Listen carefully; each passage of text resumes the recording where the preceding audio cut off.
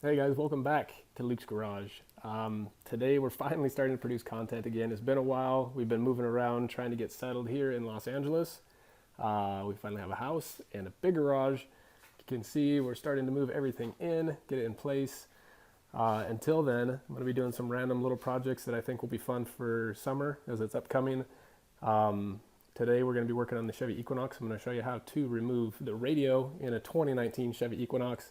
I'm also getting a new project vehicle in about a month, so excited to have that and show you guys all the content. But in the meantime, I will get some other stuff produced and out, and enjoy this video. Okay, so from the driver's side of the car, the first step you want to do is grab the gauge pod bezel and pull it, and it will disconnect from the actual dash, and it'll give you access to the 7mm bolt right here.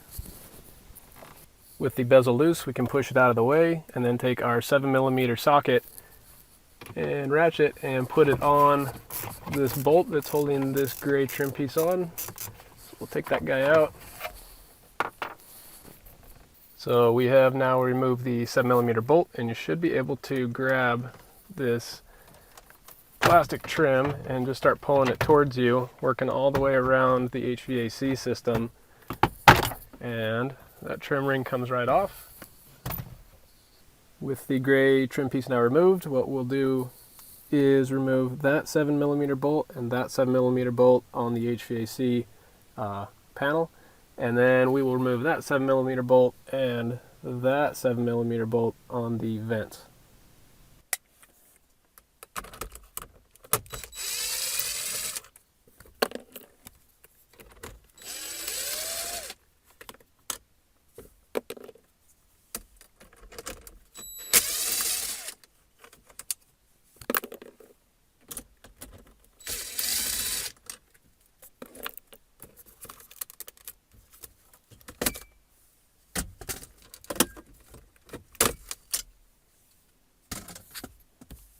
Next, I'll remove these two 7mm bolts under the HVAC panel.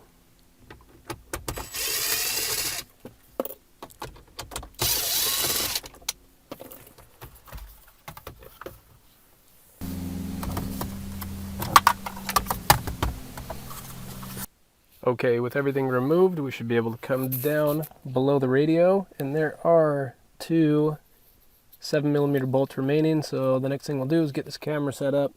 We'll pull those out, and then I will show you how to pop the radio out of the dash.